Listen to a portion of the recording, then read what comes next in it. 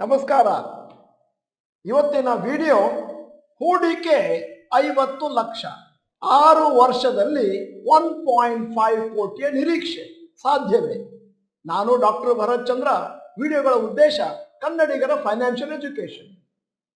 ನಿಮಗೆಲ್ಲ ತಿಳಿದ ಹಾಗೆ ನಾವು ಅವಾಗವಾಗ ಒಂದಷ್ಟು ಪ್ರಶ್ನೆಗಳಿಗೆ ಉತ್ತರ ಅಂತ ಯೂಟ್ಯೂಬ್ನಲ್ಲಿ ಲೈವ್ ಸೆಷನ್ ಮಾಡ್ತೇವೆ. ಅಲ್ಲಿ ಬಂದಂತಹ ಹೆಚ್ಚಿನ ಪ್ರಶ್ನೆಗಳಿಗೆ ಉತ್ತರ ಕೊಟ್ಟರು ಕೂಡ ಇನ್ನೊಂದಷ್ಟು ಪ್ರಶ್ನೆಗಳು ಬಾಕಿ ಉಳಿರುತ್ತವೆ. ಅವುಗಳಲ್ಲಿ ಯಾವ ಪ್ರಶ್ನೆಗಳಿಗೆ ಉತ್ತರ ಕೊಟ್ರೆ ಜಾಸ್ತಿ ಜನರಿಗೆ ಅನುಕೂಲ ಅಂತ ಕಂಡು ಬಂದ್ರೆ ಅಂತಹ ಪ್ರಶ್ನೆಗಳನ್ನು ಆರಿಸಿಕೊಂಡು ಇವತ್ತು ನಾವು ಅವುಗಳಿಗೆ ಉತ್ತರ ಕೊಟ್ಟಿದ್ದೇವೆ. ಪ್ರಶ್ನೆ ನಿಜ ರೂಪದಲ್ಲಿ ಹೀಗಿದೆ: sir, I want to invest 50 lakhs for 6 years, expected return 1.5 crores. ನನ್ನ ವಯಸ್ಸು 52. ದಯವಿಟ್ಟು ನಿಮ್ಮ ಸಲಹೆ ಕೊಡಿ. ನಾನು ಒಂದಷ್ಟು ಸಲಹೆಗಳನ್ನು ನಿಮ್ಮ ಮುಂದೆ ಇಡ್ತಾ ಇದ್ದೇನೆ. ನಂಬರ್ 1, ನಿಮ್ಮ 50 ಲಕ್ಷ 6 ವರ್ಷದಲ್ಲಿ 1.5 crores ಆಗಬೇಕು ಅಂತಂದ್ರೆ ನಿಮಗೆ ವರ್ಷ 20% ರಿಟರ್ನ್ಸ್ ಬರಬೇಕು. ಇದು ಈಸಿಯಾ? ಹೌದು ಅಂತ ಹೇಳ್ಬೋದು. ಕಷ್ಟನಾ? ಹೌದು ಅಂತ ಹೇಳ್ಬೋದು. ಯಾಕಂತಂದ್ರೆ ನಿಮಗೆ ಷೇರು ಮಾರುಕಟ್ಟೆ ಬಗೆಗೆ ಒಳ್ಳೆಯ ನಾಲೆಜ್ ಇದ್ದು ಮತ್ತು ಅದರಲ್ಲಿ ಪರಿಣಿತಿ ಇದ್ರೆ ಇದು ಸಾಧ್ಯ ಇದೆ. ಆದರೆ ನನ್ನ 2ನೇ ಸಲಹೆ ನೋಡಿ, ಸಾಮಾನ್ಯವಾಗಿ ನಾವು ಹೇಳೋದು 20% ನಿಮ್ಮ ನಿರೀಕ್ಷೆ ಇದ್ರೆ ಇದು ಬಹಳ ಹೈ ಎಕ್ಸ್ಪೆಕ್ಟೇಷನ್ ಆಯ್ತು. 3ನೇದು, ನೀವು 20% ಅಂತ ಏನಾದರೂ ನಿರೀಕ್ಷೆ ಇಟ್ಕೊಂಡ್ರೆ ಮುಂದೆ ನಿಮಗೆ ಒಂದಷ್ಟು ಡಿಸಪಾಯಿಂಟ್ಮೆಂಟ್ ಆಗುವಂತ ಚಾನ್ಸಸ್ ಇದೆ. ಅದರಿಂದ ನಮ್ಮ ಸಲಹೆ ಆದಷ್ಟು ಕಡಿಮೆ ಫಿಗರ್ ಅನ್ನು ಇಟ್ಕೊಳ್ಳಿ, ಮತ್ತೆ ಜಾಸ್ತಿ ಬಂದ್ರೆ ಸಂತೋಷ ಪಡೋಣ. 4ನೇದು, ನಿಮ್ಮ 20% ರಿಟರ್ನ್ಸ್ ಬರುವಂತಹದ್ದು ಟೋಟಲಿ ಡಿಪೆಂಡೆಂಟ್ ಯಾವ ಷೇರುಗಳನ್ನು ತಗೊಳ್ತೀರಿ, ನಿಮಗೆ ಷೇರು ಮಾರುಕಟ್ಟೆಯಲ್ಲಿ ಏನು ಪರಿಣಿತಿ ಇದೆ ಮತ್ತು 3 ತಿಂಗಳಿಗೊಮ್ಮೆ ಫಂಡಮೆಂಟಲ್ ಅನಾಲಿಸಿಸ್ ಮಾಡ್ತೀರೋ ಇಲ್ವೋ ಅಂತ. ಇದು FD ಯಲ್ಲಿ ಹಾಕಿ ಮುಂದಿನ ದಿನಗಳಲ್ಲಿ ಒಂದು ನಿರೀಕ್ಷಿತ ಹಣವನ್ನು ಪಡೆದ ಹಾಗೆ ಆಗೋದಿಲ್ಲ. 5ನೆಯ ಸಲಹೆ, ಸಾಮಾನ್ಯವಾಗಿ ವಯಸ್ಸಾಗ್ತಾ ಇದ್ದ ಹಾಗೆ ಜನರಿಗೆ ಒಂದಷ್ಟು ಹಣವನ್ನು ಸಂಗ್ರಹಣೆ ಮಾಡಬೇಕು ಅಂತ ಒಂದಷ್ಟು ಅರ್ಜೆನ್ಸಿ ಪ್ರಾರಂಭ ಆಗುತ್ತೆ. ಅದು 45, 50 ವರ್ಷದ ಮೇಲಿನವರಿಗೆ ಈ ತರದ ಕಂಪಲ್ಷನ್ ಇರುತ್ತೆ. ಅದರಿಂದಾಗಿ ಅವರು ಫಾಸ್ಟ್ ಆಗಿ ದುಡ್ಡು ಮಾಡಬೇಕು ಅಂತ ಹೇಳ್ಬಿಟ್ಟು ಒಂದಷ್ಟು ರಾಂಗ್ ಡಿಸಿಷನ್ ಅನ್ನು ತಗೊಂಡು ಲಾಸ್ ಅನ್ನು ಮಾಡಿಕೊಳ್ಳುವಂತ ಚಾನ್ಸಸ್ ಇದೆ. ಈಗ 6ನೆಯ ಸಲಹೆ, ಸದ್ಯದ ಮಟ್ಟಿಗೆ ನಿಮಗೆ 52 ವರ್ಷ ಅಂತ ಹೇಳಿದ್ರಿ, 6 ವರ್ಷ ಅಂದ್ರೆ 58 ಆಯ್ತು. ನಮ್ಮ ಸಲಹೆ 58 ಅಲ್ಲ, ನಿಮ್ಮ ಗುರಿಯನ್ನು 60 ವರ್ಷ ಅಂತ ಇಟ್ಕೊಳ್ಳಿ. ಆಗ ಬಹುಶಃ ನಿಮ್ಮ ನಿರೀಕ್ಷೆ ನಿಜ ಆಗ್ಬೋದು. ಆದ್ದರಿಂದ ಒಮ್ಮೆ ನಿಮ್ಮ 60-62 ವರ್ಷಕ್ಕೆ ಏನಾದ್ರೂ ಹಣ ಬಂತು ಅಂತಂದ್ರೆ ಆವಾಗ ನೀವು ಸಿಸ್ಟಮ್ಯಾಟಿಕ್ ವಿಡ್ರಾವಲ್ ಪ್ಲಾನ್ ಅನ್ನ ಷೇರು ಮಾರುಕಟ್ಟೆಯನ್ನ ಮಾಡ್ಕೊಂಡು ಹೋಗ್ತೀನಿ ಅಂತಂದ್ರೆ ನಿಮ್ಮ ರಿಟೈರ್ಮೆಂಟಿಗೆ ಒಂದಷ್ಟು ಪೆನ್ಷನ್ ತರ ಹಣವನ್ನು ಪಡೆಯಬಹುದು. ಈಗ 2ನೆಯ ಇಂಟ್ರೆಸ್ಟಿಂಗ್ ಪ್ರಶ್ನೆ, ಬೇರೆ ಬೇರೆ ವೆಬ್ಸೈಟ್ಗಳಲ್ಲಿ ಅದರಲ್ಲೂ moneycontrol.com ಅಲ್ಲಿ ಆರ್ಟಿಕಲ್ಗಳು ಬರ್ತಾವೆ. ಅವ್ರು ಹೇಳ್ತಾರೆ ಇನ್ವೆಸ್ಟ್ ಆನ್ ಡಿಪ್ಸ್. ಈ ಡಿಪ್ ಪರ್ಸೆಂಟೇಜ್ ಅಂದ್ರೆ ಏನು? ಎಷ್ಟು ಹೈಯಿಂದ ಕೆಳಗಡೆ ಬಂದ್ರೆ ಡಿಪ್ ಅಂತ ಕನ್ಸಿಡರ್ ಮಾಡಬಹುದು. ಇದು ಕೂಡ ಬಹಳ ಒಳ್ಳೆಯ ಪ್ರಶ್ನೆ. ಯಾಕಂದ್ರೆ ಟಿವಿ ಮತ್ತು ವೆಬ್ಸೈಟ್ಗಳಲ್ಲಿ ಎಲ್ಲಾ ಎಕ್ಸ್ಪರ್ಟ್ಸ್ಗಳು ಹೇಳ್ತಾರೆ by on dips, by on dips. ಅಂದರೆ ಎಷ್ಟು ಡಿಪ್ಪು, ಎಷ್ಟು ಪರ್ಸೆಂಟೇಜ್ ಕೆಳಗೆ ಬಿದ್ದರೆ ಡಿಪ್ಪು ಅಂತ ಕನ್ಸಿಡರ್ ಮಾಡೋದು ಅಂತ ಗೊತ್ತಾಗೋದಿಲ್ಲ. ಅದಕ್ಕೆ ನಾವು ಕಾಂಟ್ರೇರಿಯನ್ ಟೆಕ್ನಿಕ್ ಅಂತ ಹೇಳ್ತೇವೆ.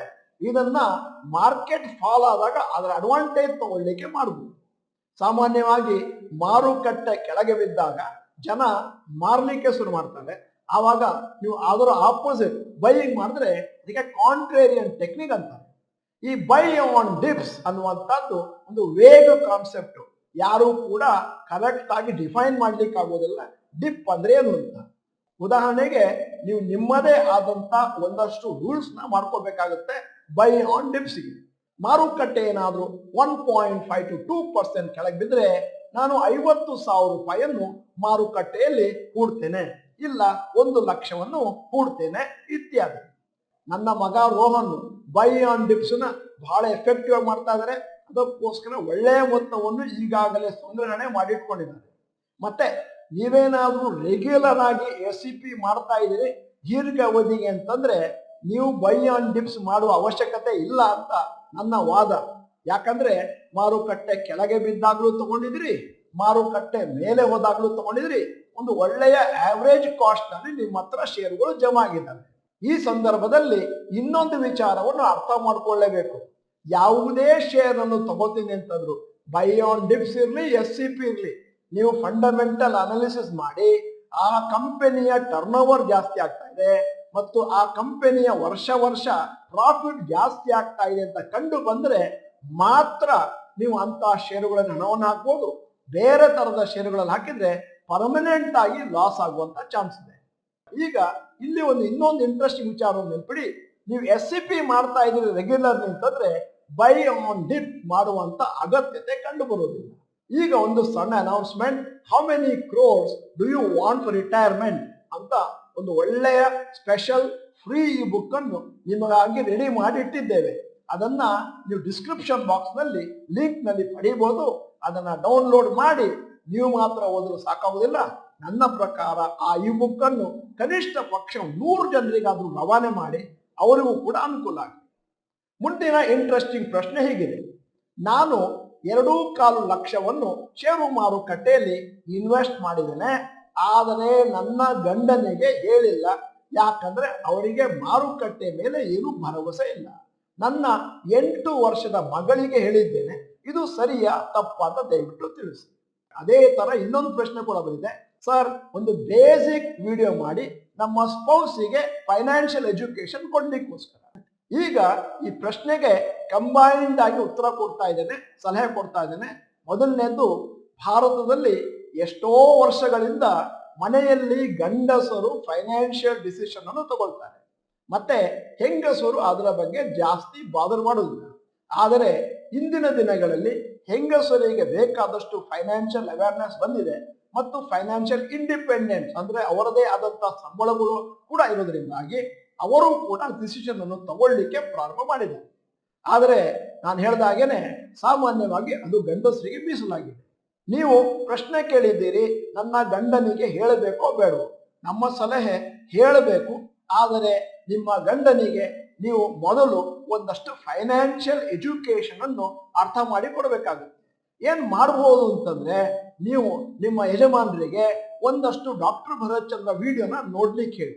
ಒಂದು 2 ವಾರ 4 ವಾರ ನೋಡಿದ ಮೇಲೆ ಆಮೇಲೆ ಬೇಕಾದ್ರೆ ಹೇಳಿ, ಈ ರೀತಿ ನಾನು 2.25 ಲಕ್ಷವನ್ನು ಮಾರುಕಟ್ಟೆಯಲ್ಲಿ ಹಾಕಿದ್ದೇನೆ, ಅದರಿಂದ ನನಗೆ ಒಳ್ಳೆ ರಿಟರ್ನ್ಸ್ ಬರುತ್ತೆ ಅಂತಂದ್ರೆ ಆವಾಗ ನಿಮಗೆ ಮುಂದಿನ ದಿನಗಳಲ್ಲಿ ಅವರು ಸಪೋರ್ಟ್ ಕೊಡ್ತಾರೆ, ಜಾಸ್ತಿ ಹಣವನ್ನು ಹಾಕ್ಲಿಕ್ಕಾಗುತ್ತೆ ಮತ್ತು ಅವರು ಕೂಡ ಕಲಿತು ಒಂದಷ್ಟು ವಿಷಯಗಳನ್ನು ನಿಮಗೂ ಕೂಡ ಹೇಳ್ಕೊಡ್ಬೋದು.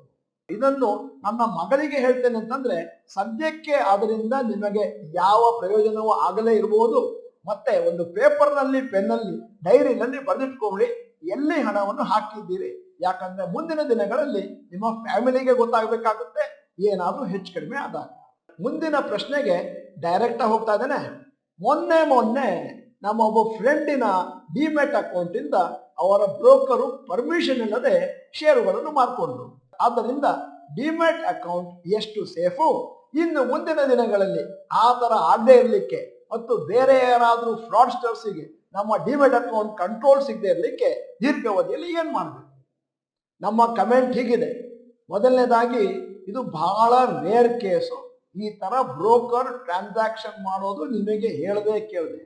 ಇದು ಸಾಮಾನ್ಯವಾಗಿ ಟ್ರೆಡಿಷನಲ್ ಬ್ರೋಕರ್ಸ್ ಹತ್ರ ಆಗುತ್ತೆ, ಡಿಸ್ಕೌಂಟ್ ಬ್ರೋಕರ್ಸ್ ಹತ್ರ ಆಗೋದಿಲ್ಲ, ಆನ್ಲೈನ್ ಬ್ರೋಕರ್ಸ್ ಹತ್ರ ಆಗೋದಿಲ್ಲ. ಈಗ ಎರಡನೇ ಕಮೆಂಟ್, ಭಾರತದಲ್ಲಿ ಅದೃಷ್ಟವಶಾತ್ ನಮ್ಮ ಡಿಮ್ಯಾಟ್ ಅಕೌಂಟ್ ಎಷ್ಟು ಸೇಫ್ ಆಗಿದೆ ಅಂತಂದ್ರೆ, ಅಕಸ್ಮಾತ್ ಬ್ರೋಕರ್ ಏನಾದ್ರೂ ನಮಗೆ ಗೊತ್ತಿಲ್ಲದ ಹಾಗೆ ಮಾಡ್ಕೊಂಡ್ರೆ ಆ ಶೇರ್ ಅನ್ನು ಮಾರಿದ ದುಡ್ಡು ನಮ್ಮ ಟ್ರೇಡಿಂಗ್ ಅಕೌಂಟಿಗೆ ಡೈರೆಕ್ಟ್ ಆಗಿ ಬರುತ್ತೆ, ಬ್ರೋಕರ್ ಆ ಹಣವನ್ನು ತಗೊಳ್ಳಿಕ್ಕೆ ಆಗೋದಿಲ್ಲ.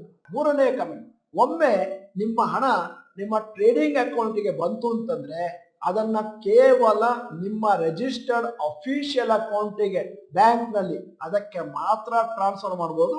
ಬ್ರೋಕರ್ ಆ ಹಣವನ್ನು ಮುಟ್ಲಿಕ್ಕೆ ಯಾವ ಆಸ್ಪದವೂ ಕೂಡ ಇಲ್ಲ. ಈಗ ನಾಲ್ಕನೇ ಕಮೆಂಟ್, ಬ್ರೋಕರ್ ಈ ರೀತಿ ನನ್ನ ಶೇರ್ ಅನ್ನು ಮಾರ್ಕೊಂಡ್ರು ಅಂತ ಭಯ ಪಡಬೇಕಾಗಿಲ್ಲ. ಯಾಕಂತಂದ್ರೆ ನೀವು ಇನ್ನು ಮುಂದೆ ನಿಮ್ಮ ಅಕೌಂಟ್ ಅನ್ನು ಆನ್ಲೈನ್ ಬ್ರೋಕರ್ಸ್ಗೆ ಟ್ರಾನ್ಸ್ಫರ್ ಮಾಡಿ ಎಲ್ಲಿ ನಿಮಗೆ ಡೈರೆಕ್ಟ್ ಕಮ್ಯುನಿಕೇಶನ್ ಇರುವುದೇ ಇಲ್ಲ. ಐದನೆಯದ್ದು, ಇನ್ನು ಮುಂದೆ ನೀವು ಯಾರೊಟ್ಟಿಗೂ ಕೂಡ ಯಾವ OTP ಅನ್ನಾಗ್ಲಿ ಅಥವಾ ಬ್ಯಾಂಕ್ ಅಕೌಂಟ್ ಅನ್ನಾಗ್ಲಿ ಡಿಮೆಟ್ ಅಕೌಂಟ್ ಆಗ್ಲಿ ನಂಬರ್ಗಳನ್ನು ಹೇಳಲಿಕ್ಕೆ ಹೋಗ್ಬೇಡಿ. ಆರನೇದ್ದು, ನಿಮ್ಮ ಬ್ರೋಕರ್ ಇಂದ ಏನಾದರೂ ಇಮೇಲ್ ಬಂದ್ರೆ, ಸ್ಟಾಕ್ ಎಕ್ಸ್ಚೇಂಜ್ ಏನಾದರೂ ಇಮೇಲ್ ಬಂದ್ರೆ ದಯವಿಟ್ಟು ಅದನ್ನು ಓದಿ ಅರ್ಥ ಮಾಡ್ಕೊಳ್ಳಿ ಮತ್ತು ಅದರಂತೆ ಕಾರ್ಯವನ್ನು ನಿರ್ವಹಿಸಿ. ಈಗ 7ನೆಯ ಸಲಹೆ, ಮುಂದಿನ ದಿನಗಳಲ್ಲಿ ಈ ತರದ ಮಿಶಪ್ ಆಗಬಾರ್ದು, ತೊಂದರೆ ಆಗಬಾರ್ದು ಅನ್ನೋ ಉದ್ದೇಶದಿಂದ ಸೇಬಿಯವರು ಬಾ ಅಂತ ಒಂದು ಸಿಸ್ಟಮ್ ಅನ್ನು ತರ್ತಾರೆ. ಅದರಿಂದ ಮುಂದಿನ ದಿನಗಳಲ್ಲಿ ಟ್ರೇಡಿಂಗ್ ಅಕೌಂಟ್ ನಲ್ಲಿ ಹಣವನ್ನು ಇಡುವ ಅವಶ್ಯಕತೆ ಇಲ್ಲ. ಸೇವಿಂಗ್ಸ್ ಬ್ಯಾಂಕಿನಿಂದಲೇ ನಿಮ್ಮ ಹಣ ಚುಕ್ತ ಆಗುತ್ತೆ. ಈಗ ಈ ವಿಡಿಯೋದ ಕೊನೆಯಲ್ಲಿ ಒಂದು ಪ್ರಶ್ನೆ ಕೇಳ್ತಾ ಇದ್ದೇನೆ. ಷೇರು ಮಾರುಕಟ್ಟೆಯಿಂದ 20% ಪರ್ ಆನಮ್ ಪ್ರಾಫಿಟ್ ಮಾಡುವಂತ ಚಾನ್ಸಸ್ ಇದೆಯಾ? ನಿಮ್ಮ ಒಪಿನಿಯನ್ ಏನು? ನಿಮಗೆ 3 ಆಯ್ಕೆಗಳನ್ನು ಕೊಟ್ಟಿದ್ದೇನೆ. ಈಸಿ, ಡಿಫಿಕಲ್ಟ್, ಇಂಪಾಸಿಬಲ್ ಅಂತ ಟೈಪ್ ಮಾಡಿ. ನೀವು ಡಾಕ್ಟರ್ ಭರತ್ ಚಂದ್ರ ಇನ್ಸ್ಟಿಟ್ಯೂಟ್ ಕನ್ನಡ ಚಾನೆಲ್ ಮೆಂಬರ್ ಅಲ್ಲ ಅಂತಂದ್ರೆ ಇದೀಗ ಸಮಯ ಸಬ್ಸ್ಕ್ರಿಪ್ಷನ್ ಬಟನ್, ಬೆಲ್ ಐಕಾನ್ ಒತ್ತಿ. ವಿಡಿಯೋ ಚೆನ್ನಾಗಿದ್ರೆ ಲೈಕ್ ಬಟನ್ ಒತ್ತೋದನ್ನು ಮರಿಬೇಡಿ. ವಿಡಿಯೋನ ನಿಮ್ಮ ಎಲ್ಲಾ ಸ್ನೇಹಿತರಿಗೂ ಫಾರ್ವರ್ಡ್ ಮಾಡಿ. ಈ ಬುಕ್ ಅನ್ನು ಡೌನ್ಲೋಡ್ ಮಾಡಿ ಕನಿಷ್ಠ 100 ಜನರಿಗೆ ಕಳಿಸ್ಕೊಡಿ. ಎಲ್ಲರಿಗೂ ಅದರಿಂದ ಅನುಕೂಲ ಆಗುತ್ತೆ. ವಿಡಿಯೋನ ಸಂಪೂರ್ಣವಾಗಿ ನೋಡಿದ್ದಕ್ಕೆ ಧನ್ಯವಾದಗಳು. ನಮಸ್ಕಾರ.